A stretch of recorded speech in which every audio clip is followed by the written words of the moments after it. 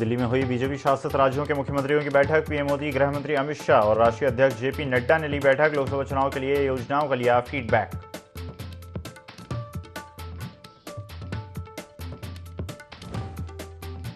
देहरादून में 26 फरवरी से शुरू होगा बजट सत्र। विधायकों से मिले 250 से अधिक प्रश्न। पक्ष विपक्ष के 40 विधायकों ने सत्र को गैरसैंण के बजाय देहरादून में कराने की रखी मांग।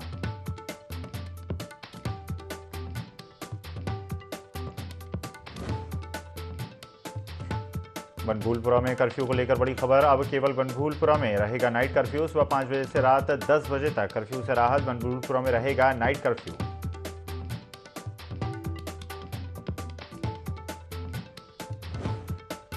उत्तराखंड में 4 दिनों के लिए बारिश और बर्फबारी का अलर्ट। आज और कल पहाड़ी जिलों में होगी बारिश और बर्फबारी। मैदानी जिलों में बढ़ेगी ठंड।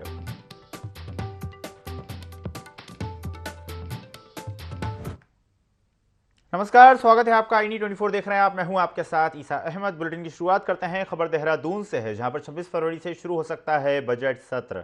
आपको बता दें, विधायकों से मिले हैं 250 से अधिक प्रश्न, जिन सभी प्रश्नों के जवाब लिए जाएंगे। प्रश्नों के आधार पर ही चर्चा की जाएगी। प्रदेश सरकार ने बजट सत्र देहरादून में कराने का निर्णय लिया है। पक्ष विपक्ष ने 40 विधायकों ने सत्र को देहरादून में कराने की रखी है मांग। तो सत्र से पहले सत्र को संचालित करने को लेकर ही राजनीति लगातार गरमाई हुई है। पक्ष विपक्ष के आरोप प्रत्यारोप का दौर लगातार जारी है। कुछ विधायकों का कहना है कि सत्र को गैरसैंण में संचालित किया जाए, तो कुछ विधायकों की मांग है कि देहरादून में विधानसभा का सत्र संचालित किया जाए। पक्ष विपक्ष के 40 विधायकों ने सत्र को देहरादून में कराने की मांग रखी है। इसको लेकर लगातार आरोप प्रत्यारोप का दौर भी जारी है।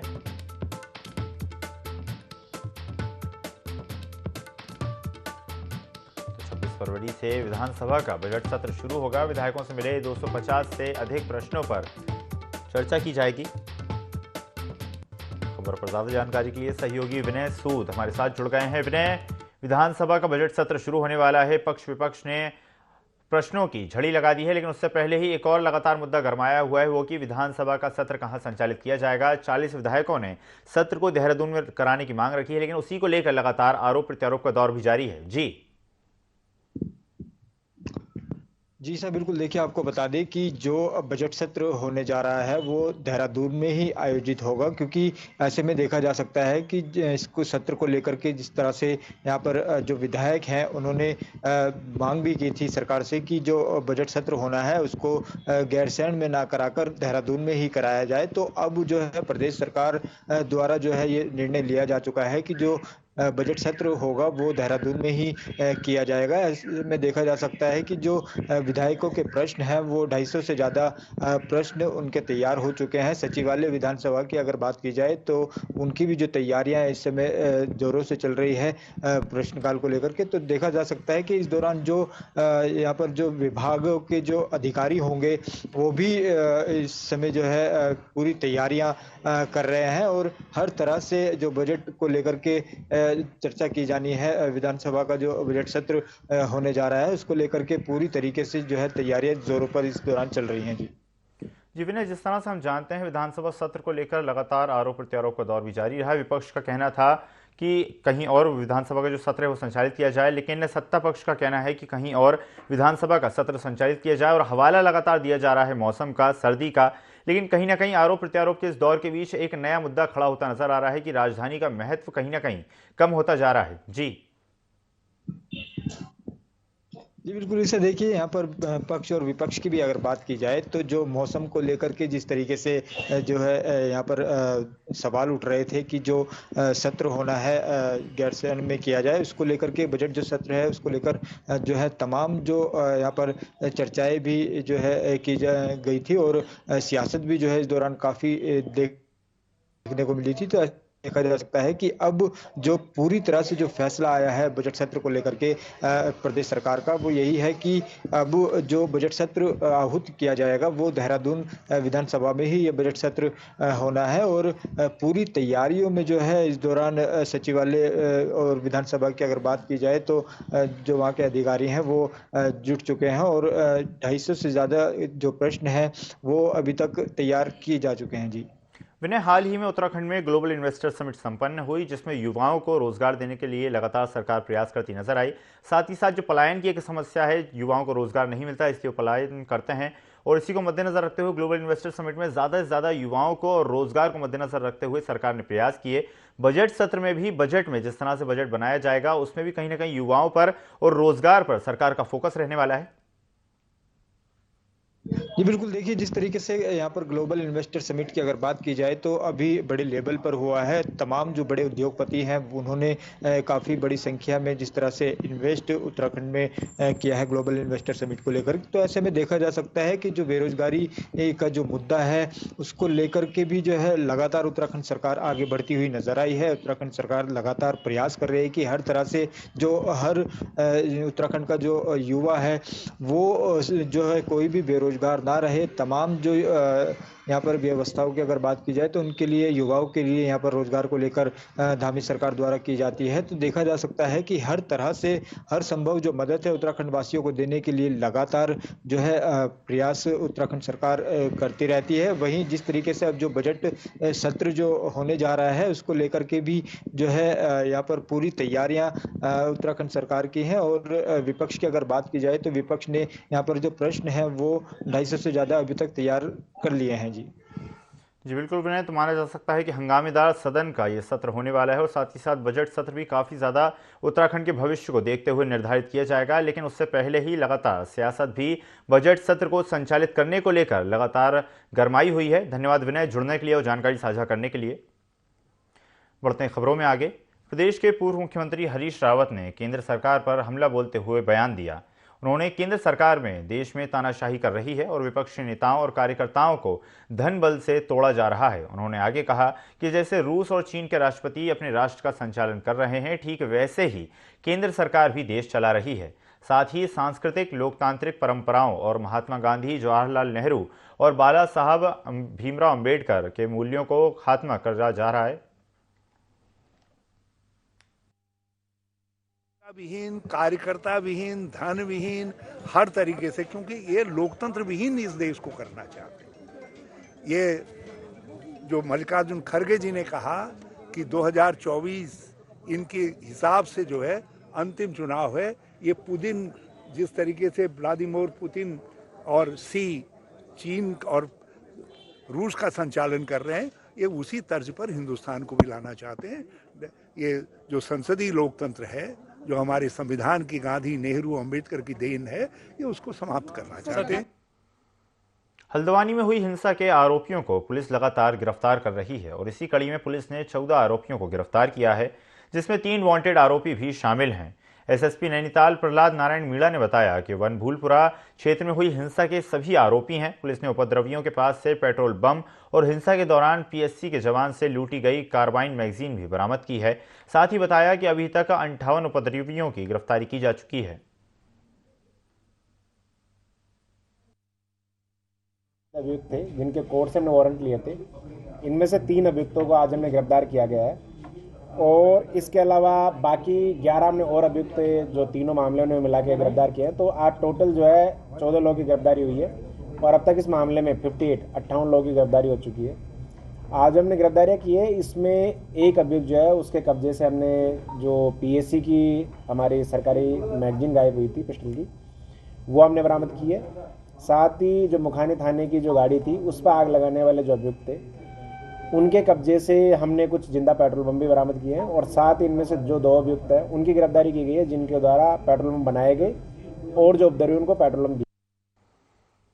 उत्तरकाशी के धरासू क्षेत्र में वन विभाग ने अवैध लीसा टीन बरामदगी को लेकर छापेमारी की, जिसमें उत्तरकाशी के प्रभागीय वन अधिकारी डीपी बलूनी ने एसडीओ कन्हैया बेलवाल, रेंजर नागेंद्र सिंह रावत के नेतृत्व में छापेमारी की। बता दें कि धरासू बैंड स्थित भागीरथी लीसा उद्योग फैक्ट्री में छापेमारी की कार्रवाई की गई। कार्रवाई के बाद डीएफओ डीपी बलूनी ने बताया कि फैक्ट्री में छापेमारी के दौरान 250 से ज़्यादा अवैध लीसा के टीन बरामद किए गए, जिसके बाद विभाग ने फैक्ट्री सील कर दी है।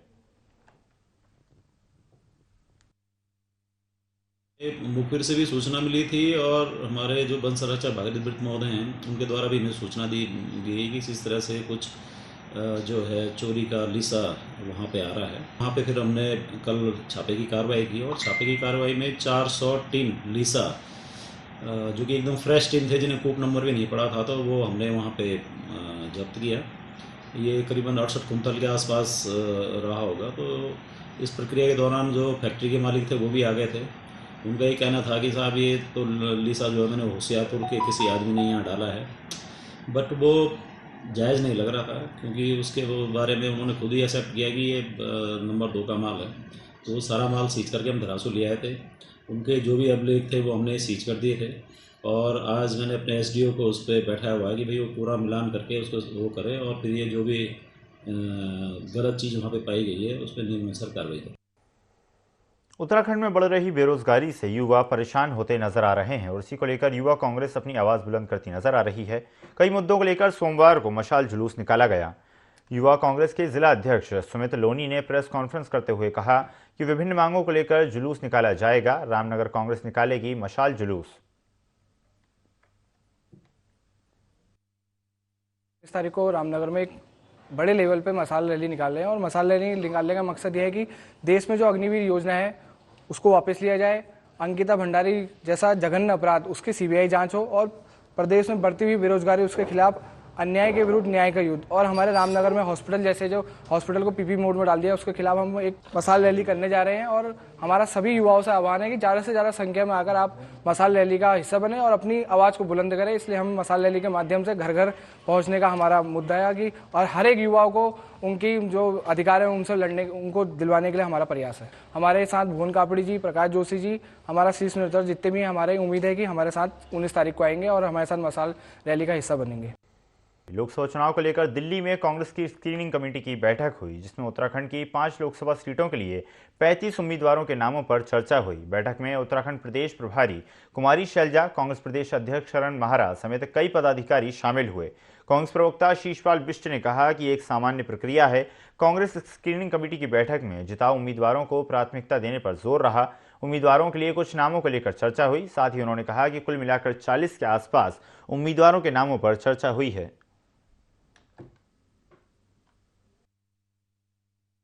प्रभारी कुमारी शैलजा जी उत्तराखंड आई थी और उन्होंने ब्लॉक अध्यक्ष से लेकर के प्रदेश के शीर्ष नेता तक सभी से 1 to 1 बात करने का काम किया। उसमें सभी विधायक सम्मिलित थे, पूर्व विधायक सम्मिलित थे, जो विधानसभा चुनाव लड़े प्रत्याशी वो सम्मिलित थे, जो सांसद का पहले चुनाव लड़े हैं या सांसद रहे हैं वो सभी लोग उसमें सम्मिलित थे, सभी जिला अध्यक्ष सम्मिलित थे और सबसे जो है फीडबैक लेने का काम भी। स्क्रीनिंग कमेटी की बैठक दिल्ली में थी, उसमें जो है लीडर अपोजिशन थे, प्रदेश अध्यक्ष जी थे, प्रदेश प्रभारी जी थे और कहीं न कहीं जन आक्रोश का, युवाओं के आक्रोश का भाजपा को खामियाजा भुगतना पड़ेगा। उत्तराखंड प्रदेश में भू कानून और मूल निवास की मांग लगातार बढ़ती जा रही है, जिसको लेकर आम जनता समेत कई संगठन सड़कों पर प्रदर्शन कर रहे हैं। वहीं कोटद्वार में भी कई लोग भू कानून और मूल निवास की मांग को लेकर भू कानून संघर्ष समिति के बैनर तले सड़कों पर उतरकर अपना समर्थन दे रहे हैं। इसी क्रम में उत्तराखंड की क्षेत्रीय पार्टी यूकेडी ने भी इस प्रदर्शन को अपना समर्थन दिया। बता दें कि प्रदेश के लोग उत्तराखंड के अस्तित्व को बचाने के लिए भू कानून की मांग कर रहे हैं, जिसमें मुख्य रूप से बाहरी लोगों पर जमीन खरीदने को लेकर अंकुश लगाने की मांग है। आज ये जो भू कानून स्वाभिमान महारैली का आयोजन हुआ था, जो कि कोटद्वार के देव मंदिर से और माल्य मैदान तक निकला था, इसमें हमारी दो मांगे हैं। एक तो भू कानून और एक मूल निवास 1950। मूल निवास 1950 इसलिए क्योंकि जो हमारा संवैधानिक अधिकार है, जो हमें हमारा संविधान भी कहीं ना कहीं इस अधिकार को देता है और देश के अन्य राज्यों में भी ये 1950 लागू है। तो सिर्फ उत्तराखंड वालों के साथ, उत्तराखंड के मूल निवासियों के साथ सरकार इस तरह का अन्याय क्यों कर रही है? हमारी सरकार से सिर्फ इतनी मांग है कि मूल निवास 1950 और भू कानून हिमालय क्षेत्र को देखते हुए भू कानून और मूल निवास लागू होना चाहिए।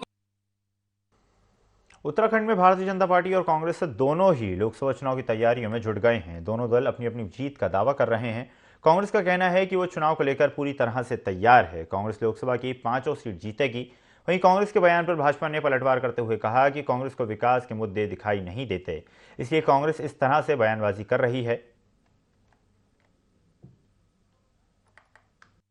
में 5 की 5 लोकसभा सीटें इस बार कांग्रेस पार्टी जीतेगी। आप प्रदेश के बेरोजगारों से पूछ लीजिए, जो लगातार जो है सड़क पे बैठ के आंदोलन कर रहे हैं, सरकार उनको लाठी डंडों से पीटने का काम कर रही है। बेरोजगार नौजवानों पर गंभीर धाराओं में जो है मुकदमे दर्ज करने का काम कर रही है। जगह जगह लोग संघर्ष कर रहे हैं, तो उस भाजपा किस आधार पर जीत का दावा कर रही है? कांग्रेस पार्टी जनता के हर सुख दुख में जनता के साथ है और मुझे पूरा भरोसा है कि जनता जनार्दन का आशीर्वाद इस बार कांग्रेस पार्टी को मिलेगा।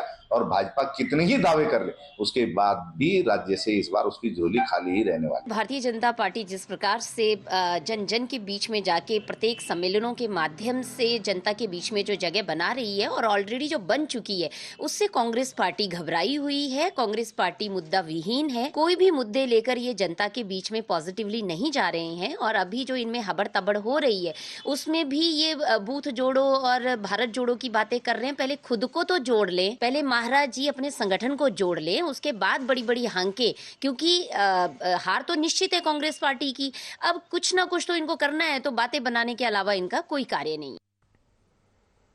हरिद्वार सिडगुल मैन्युफैक्चरर्स एसोसिएशन उत्तराखंड और एमटेक इंडिया के द्वारा आयोजित 3 दिवसीय Haridwar pharma and lab expo के दूसरे दिन 15 उद्योगों को अवार्ड से सम्मानित किया गया।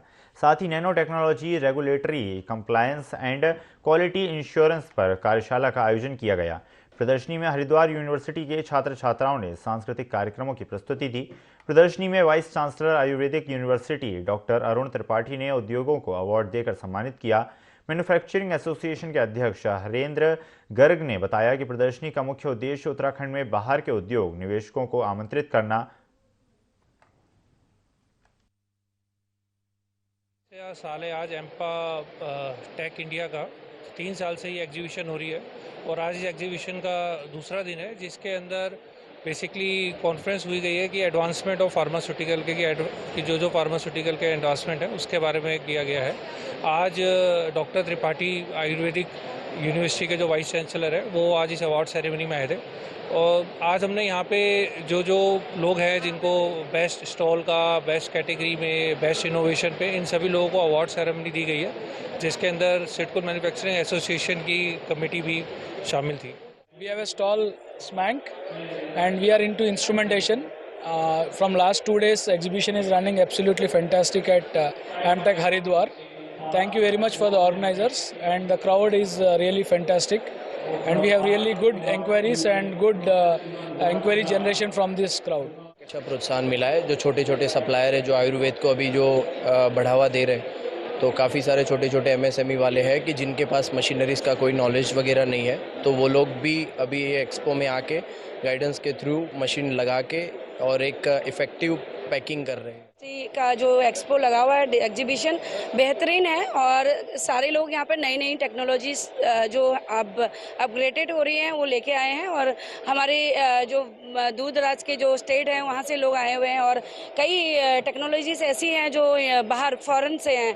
तो हमारा सबका विजन यही है, हमारे विभाग का विजन यही है कि हमारी जो आने वाली कंपनियाँ हैं उनका काफ़ी जो है आने वाला जो मैन्युफैक्चरिंग हो वो काफ़ी विदाउट इम्प्योरिटीज हो और जो यहाँ पे जो कंपनियों के जो इक्विपमेंट हैं, जो टेक्निकल चीज़ें हैं वो काफ़ी बेहतरीन है और उसमें यह है कि धीरे धीरे लोगों का जो विजन है वो ये इस ओर बढ़ता जा रहा है कि हमारी जो मैनुअली जो काम होते हैं वो ऑटोमेटिक ही होने लगेंगे।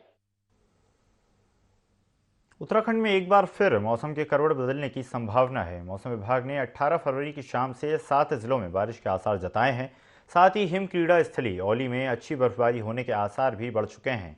अच्छी बर्फबारी होने पर विंटर डेस्टिनेशन औली में राज्य ओलंपिक संघ और skiing and snowboard association of Uttarakhand की पहल पर राज्य स्तर के स्नो स्कीइंग फेस्टिवल हो सकते हैं।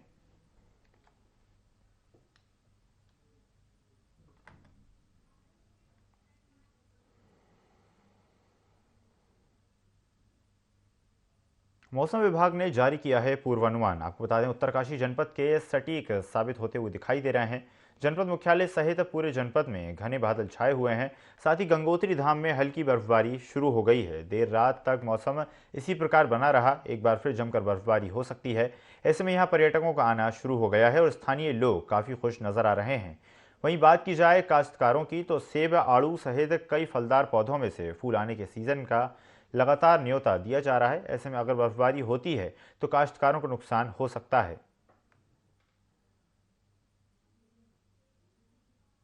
जनपद उत्तरकाशी में मौसम विभाग का जो पूर्वानुमान था वो बिल्कुल सटीक साबित होता हुआ दिखाई दे रहा है, क्योंकि यहाँ पे जनपद मुख्यालय से जो है पूरे जनपद में जो है बादल छाए हुए हैं। और जो बात करूँ मैं गंगोत्री धाम की, तो वहाँ पे हल्की बर्फबारी हो रही है।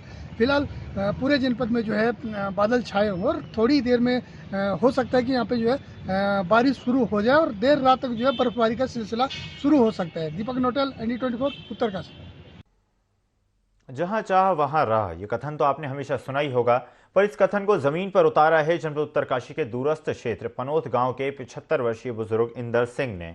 लोक निर्माण विभाग से रिटायर्ड इस व्यक्ति ने अपने गांव में बढ़ रहे पलायन को देखते हुए देहरादून से अपने गांव में वापसी की और बंजर पड़ी खेती पर काम शुरू किया। पूरे क्षेत्र को नकदी फसल की मंडी बना दिया, जिससे ग्रामीणों को सब्जियां उपलब्ध हो जाती हैं।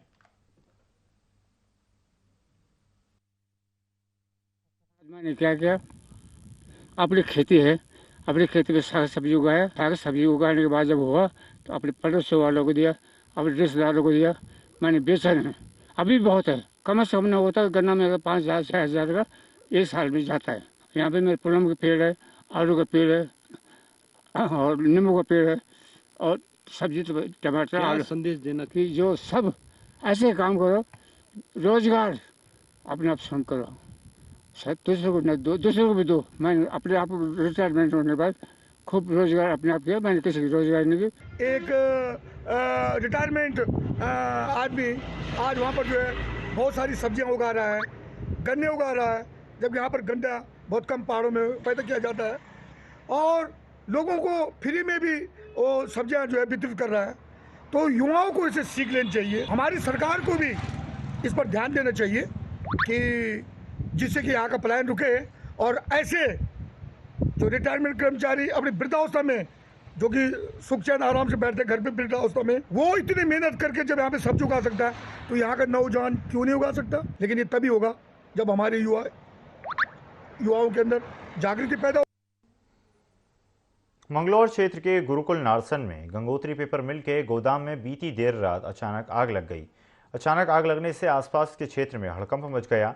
तत्काल आग लगने की सूचना फायर ब्रिगेड को दी गई। हालांकि आग इतनी भयंकर थी कि मौके पर दमकल की 8 गाड़ियां बुलानी पड़ी, तब कहीं जाकर करीब घंटों की कड़ी मशक्कत के बाद आग पर काबू पाया जा सका। वहीं आग लगने से करीब करोड़ों रुपए का नुकसान हो गया। गनीमत रही कि इस हादसे में कोई जनहानि नहीं हुई।